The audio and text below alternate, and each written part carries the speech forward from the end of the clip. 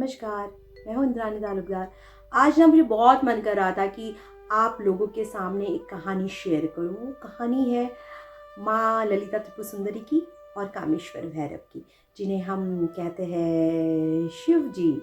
हमारे शिव और शक्ति की मिलन की गाथा जो है मैं आप लोगों को शेयर करने जा रही हूँ।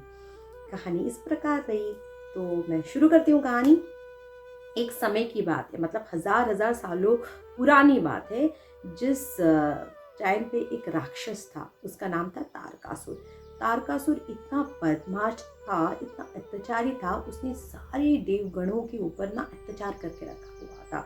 देवगणों के ऊपर ही नहीं, उसने मनुष्य गणों के ऊपर भी अत्याचार करके रखा था।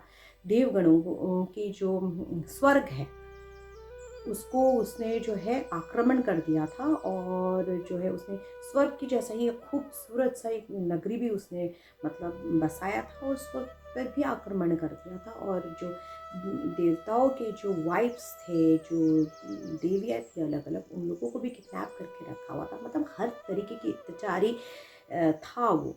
तो मतलब देवगण तो बहुत परेशान थे, अब क्या करे।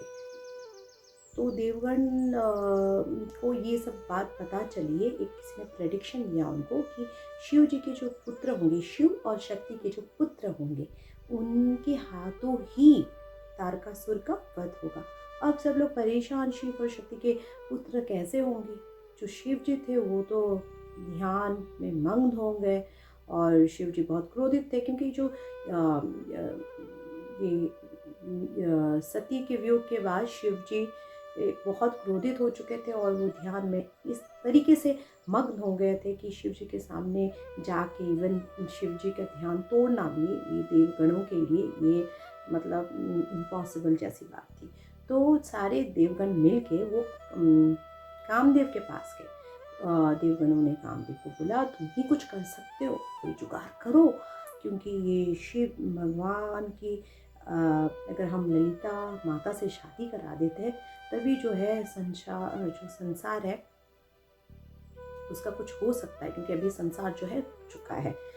नहीं तो हम लोग मारे जाएंगे, सारे के सारे देवता मारे जाएंगे। तारकासुर हमें कहीं का नहीं छोड़ेगा। तो क्योंकि शिव के जो पुत्र हैं उन्हीं से ही जो है तारकासुर का वध होगा। अब कामदेव बहुत घबराया हुआ है, ऐसे कैसे हो सकता है, मैं नहीं जा सकता हूँ भाई शिव जी के सामने। शिव जी इतने क्रोधित थे, अभी ध्यान मग्न हो गए, तो मैं कैसे जा सकता हूँ, ध्यान में है, मैं जाके ध्यान भंग कैसे कर सकता हूँ। जैसे हमारे जैसे साधारण इंसान जब मेडिटेशन में बैठते हैं, तब अगर किसी ने थोड़ा सा आवाज़ किया, इतना गुस्सा आ जाता है, अरे कैसे आवाज़ किया, मेडिटेशन तोड़ दिया, फोड़ दिया। तो शिव जी जो क्रोधित अवस्था में थे सती के वियोग के बाद, वो ध्यान में चले गए। उसके बाद अगर किसी ने ध्यान तोड़ा, तो आप सोच सकते हो कितना शिव जी जो है कितना गुस्सा करेंगे, कितना मतलब क्रोधित हो जाएंगे। तो पहले तो जो कामदेव था वो बहुत ज़्यादा घबरा रहा था कि मैं नहीं कर पाऊँगा, लेकिन देवी देवताओं ने ना बहुत ज़्यादा आग्रह करने लगे, बहुत रिक्वेस्ट करने लगे कामदेव को कि तुम जाओ, क्योंकि ये जनहित में तुम्हें ये काम करना पड़ेगा, अदरवाइज जो है हम लोग मारे जाएंगे। तो कामदेव वहाँ पे गया, क्योंकि बहुत रिस्पॉन्सिबिलिटी मिल चुकी थी। तो वो वहाँ पे गया, तो उसने सोचा कि मुझे ये काम तो बहुत ही जिम्मेदारी के साथ करना है और करके आना ही है। तो शिव जी के पास कामदेव गया। तो शिव जी जो थे उस टाइम पे ध्यान में मग्न थे। तो कामदेव ने ना क्या किया, पुष्पवाण चढ़ा दिया। कामवाण भी कहा जाता है उसे। शिव जी के ऊपर वाण चला दिया, कामवाण चला दिया।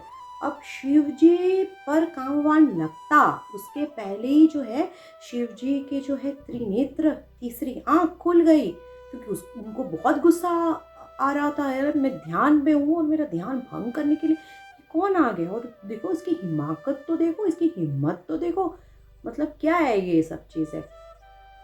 उनकी त्रिनेत्र खुल गया, तीसरी आंख खुल गई, और इतना क्रोध प्रकट हुआ, इतना क्रोध प्रकट हुआ कि जो ये कामदेव था ना वो भस्म हो गया। अब कामदेव भस्म हो चुका था, सारे देवी देवता देख रहे थे, सब लोग आ गए शिव जी के पास, हे प्रभु ऐसा अनर्थ मत करो, ये तो बेचारा हम लोगों के कहने से ही ये सब चीज़ें करने के लिए आया है, इसकी बेचारे की कोई गलती नहीं है, प्लीज़ इसे माफ़ कर दो और इसका जो जान है ना, इनकी जो जीवन है फिर से लौटा दो। बट शिव जी जो थे बहुत ज़्यादा गुस्से में थे एंड शिव जी ने कहा ऐसा नहीं हो सकता, अब मैंने जो कर दिया सो कर दिया, कुछ नहीं हो सकता। ये भी खैर शिव जी की कोई लीला ही होगी, नहीं तो शिव जी तो इतने दयालु है कि ऐसा कुछ करते तो वो तो जान फूँक देते हैं, क्या करते हैं, प्राण फूँक देते हैं, इतने पता नहीं कितनी कहानियाँ हैं हमारी जो स्क्रिप्चर्स हैं उसमें कितनी सारी कहानियाँ हैं। तो शिव जी कर सकते थे लेकिन शिव जी ने नहीं किया, और शिव जी ने नहीं किया उसके पीछे भी एक लीलाएँ हैं जो बाद की स्टोरीज में मैं बताती जाऊँगी। तो जी ने ऐसा नहीं किया। फिर कामदेव की जो पत्नी है रति, वो आई, उन्होंने भी बहुत ज़्यादा शिव जी को रिक्वेस्ट किया, गिड़गिड़ाया शिव जी के सामने कि शिव जी प्लीज़ मेरे पति की ज़िंदगी वापस दे दो, उनकी जान जो है वापस दे दो, अदरवाइज जो है मैं जी नहीं पाऊंगी। अब शिव जी क्रोधित अवस्था में, शिव जी ने कहा मैंने जो कर दिया सो कर दिया, लेकिन हाँ तुम मुझे बहुत ज़्यादा रिक्वेस्ट कर रहे हो तो इसीलिए कामदेव का जन्म फिर से होगा। कब होगा? द्वापर युग में होगा, जब भगवान श्री कृष्ण द्वापर युग में कृष्ण अवतार लेंगे तो श्री कृष्ण के पुत्र के रूप में कामदेव का फिर से जन्म होगा, तब तक तुम इंतजार करो, बोल के शिव जी वहां से चले गए। अब क्या करें, सारे देवी देवता भी वहां से चले गए, ये रति जो थी वो भी चली गई वहां से रोती रोती।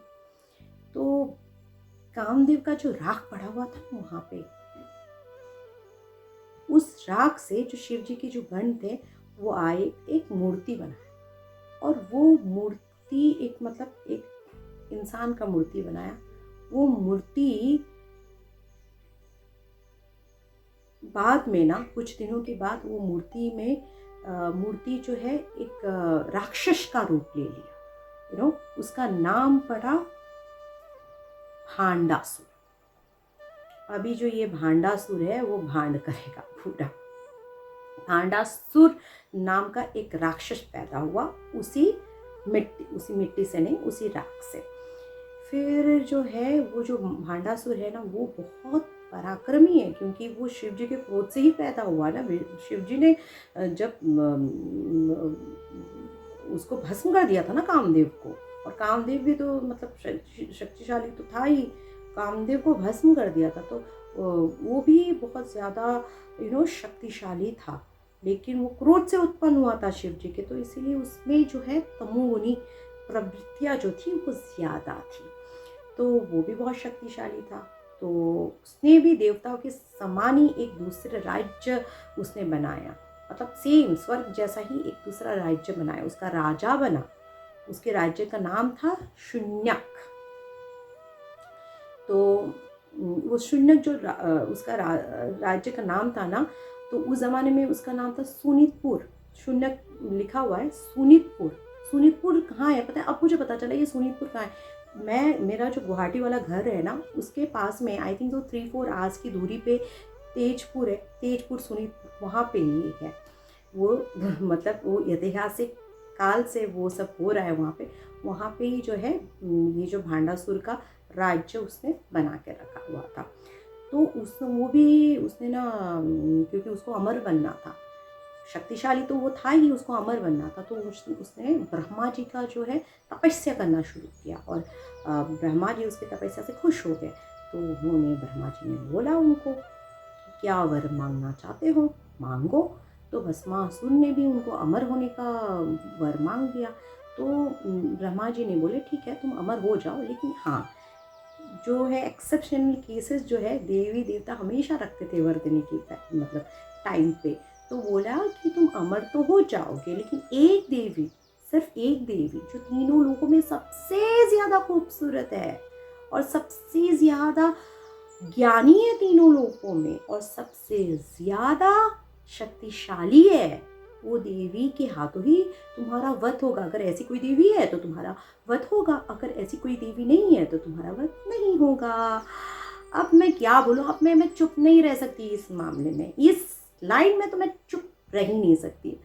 जो तीनों लोकों में सबसे खूबसूरत, हो माँ ललिता अंबिका, जो तीनों लोकों में सबसे ज्यादा ज्ञानी ललिता अंबिका, जो सबसे शक्तिशाली तीनों लोकों में ललिता अंबिका माता।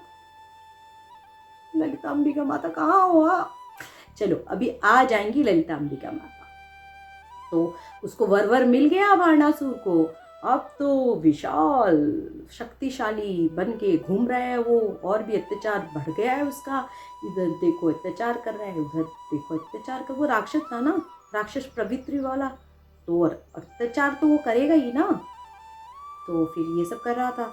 फिर जो है देवी देवता फिर से परेशान, देवतागण फिर से परेशान। एक तो था तारकासुर, ऊपर से ये कौन पैदा हो गया भांडासुर। सब लोग जो है देवताओं के ऊपर अत्याचारी कर रहा है।